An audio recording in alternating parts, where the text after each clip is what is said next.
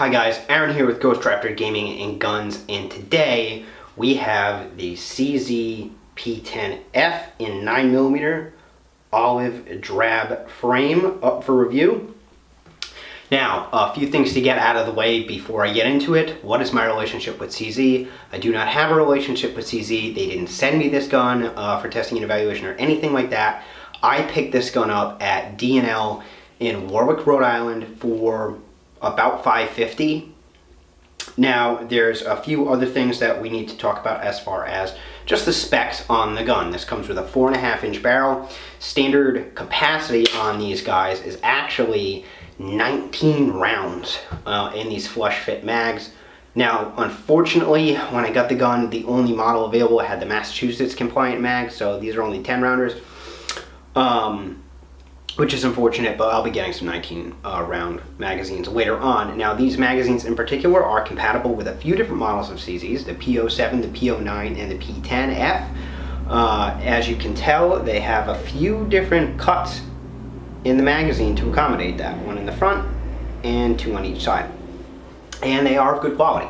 Now, let's start by also getting a couple caveats out of the way. Just before I forget, I bought this gun for my girlfriend. She wanted a 9mm that she really liked. We went to D&L, she handled a few, she handled this guy right here and just fell in love with it, and so I got it for her. With that also being said, she's left-handed, so the gun itself has a couple modifications which are pretty standard, and I'll get into those as I go. So let's jump into it, front to back, top to bottom, as always. So, front sight is really interesting in the fact that it's not dovetailed in. It's milled in from the front and slid in from the front and held in place with a set screw, which is a little different from most other firearms of this type. It is a night sight, tritium insert, green dot with a white circle around it, and it is quite nice. The rear sight is actually dovetailed in and held in place with a set screw. It is squared off in the front for racking on belts, boots, any kind of hard edges, anything like that. And it is also a similar setup in the fact that it is a tritium night sight in the rear. Now, they don't glow quite as bright as other guns like my CZ PL1 that has those elevated night sights, suppressor ready. Those glow nice and bright. These don't, but they are adequate in low light situations. The only thing that kind of sucks about this back sight, which some people prefer, but I don't, is the fact that when you aim this gun and you bring it up on target and you find your front sight, when you focus on that front sight to engage that target, the dots, the tritium inserts on the rear sight just kind of disappear. They go out of focus and you can't see them. So some people like the blacked out rear sight, so that's not a big deal for them. But I'm not a fan, and no, it wasn't an issue when it came to accuracy. So, moving on to the slide serrations, or the slide in general. The slide is scalloped, as you can see, to reduce weight and ease holstering and removal from a holster. It is quite good. Works very well. Slide serrations are very much squared, slightly angled, and deep, and these slide serrations are really, really good. I'm just going to show you real quick that the gun is safe and clear. Well, clear anyways. There's no manual safety on this particular model. They're absolutely excellent. Very easy to get a purchase on them, both front and rear, and they do have the rear ones if you want to do press checks. I think that's a bad idea, and normally I say, as always, front slide serrations are a bad idea because they drive up the cost of the gun and they encourage you to put your hand near the muzzle, which I do not like. With that being said, I do think that they're aesthetically pleasing, and I don't think it drove up the cost of the gun that much because, again, this comes in right at $550, so pretty competitive price point. Now, there is an Extractor loaded chamber indicator combination. It's very similar to the Gen 4, Gen 5 Glocks. It's just got that little square notch right there on the front, right below my middle finger there. And again, I think it's kind of useless. It doesn't come out further enough for you to really be able to tell as far as just feeling it, whether it's loaded or not. It doesn't make a difference. However, there is a little bit of red paint in there, so if you want to visually check real quick, it does have that. The extractor is also long and fairly thick, which is generally speaking the way that I like them to be. They tend to be a little more reliable in my experience that way, as I have had extractors break on me in the past. The slide lock is ambidextrous, so you have it on the left and the right side. It doesn't stick out too far, but it is serrated, and it was surprisingly easy for me and Nora to actuate. And normally Nora has a hard time doing that, so sorry, I'm having a little bit of problems with autofocus here right now. But there you go. You kind of get the idea, I hope. So they are serrated, they are ambidextrous, and they are easy to actuate, which I was surprised at because the Glock has a very flat slide lock like this too, and I generally kind of swipe it, and sometimes I don't catch it. But on this one, that wasn't a problem. Moving down from there, you have a 2-slot Picatinny rail on the dust cover for lights, lasers, accessories, that kind of thing. You have a checkered memory pad right here in front of the disassembly levers or disassembly tabs, which is really nice. Your hand comes up on them and you know right where it is, so you can practice that good trigger discipline. Now the frame is textured in a similar fashion. It has that kind of squared off checkering all the way around it, including the back strap and the front strap, and it's not too aggressive, but it's not too smooth. It's like really, really good. It's perfect. I really love it actually. The trigger guard is squared off. It is serrated in the front, which is nice. It's long, it's fairly thin, and this allows you to really get a hand in there even with gloved hands. It is undercut, as you can see, quite nicely, and the trigger, in case you're wondering, has trigger safety, and it is relatively flat faced. Now, the magazine release is checkered. It comes on the left side, however, it is reversible to the right side, hence why it's on the right side now, because Nora is left-handed, as far as when she's shooting a handgun. The grip is long, and as you can see, it protrudes from the bottom of my hand quite a bit. However, with a typical wraparound grip with the support hand, you basically get a full grip on it, and that is really nice. The beaver tail is elongated and really nice. It's very, very easy to get a very high grip on this gun, and this gun generally does have a slightly lower bore axis than a lot of its competitors. So that allows you to have pretty soft recoil with this gun and really, really take advantage of things like that undercut and that beaver tail and get a very high grip. I really, really like it a lot. Now, the magazine release, I forgot to mention, it is easy to actuate, mags drop free, no issue there. The magazine well is actually beveled slightly all the way around. It's fairly typical in that regard. And then you can see some beveling right there.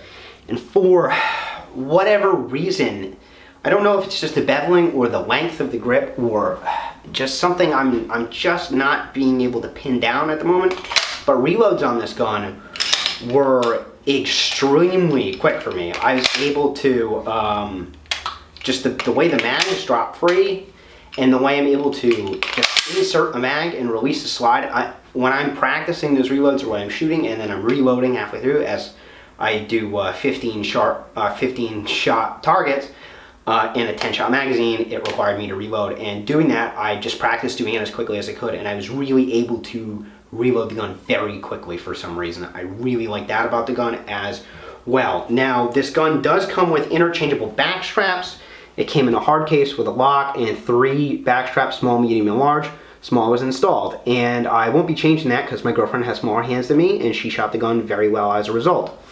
However, it is noted that I did try to change these back straps out, and they are pretty difficult to remove, and I am not the only person that's had issues with that. I did a little research on that, looked into the browse some forums and stuff, and a lot of people said, yeah, they're kind of a pain in the ass to get that pin out and swap it out. Personally, if I own this gun, the magazine release would still be on the left side, and I would probably put the medium or even the large back strap in there just to see how it helps me shoot or if it makes me shoot worse. Now, that about covers all the features of the gun. It does have a 4.5-inch barrel and weighs 28 ounces, if I didn't mention that before. And let's just get into the trigger. The trigger on the CZ P10 series is all the same, I believe. At least it should be between the F, the C, and the S. And it is pretty damn good. It's about a 4-pound trigger all the way around, and it has a good reset. So let's just show you that right here. A little bit of take up here, and then it kind of hits a momentary wall right there, and then a little more take up. So it actually has probably 4 to 5 millimeters of take up before you hit the wall, and then it's a nice clean light break. Very good trigger. I really like it quite a bit. There it is again. And that reset is also quite good. Very short, audible, tactile, and very positive. You know this resets. And then of course, very good wall right there. You can shoot to reset this thing. It's like, if you're a trigger snob, this is like your wet dream. This thing is just awesome.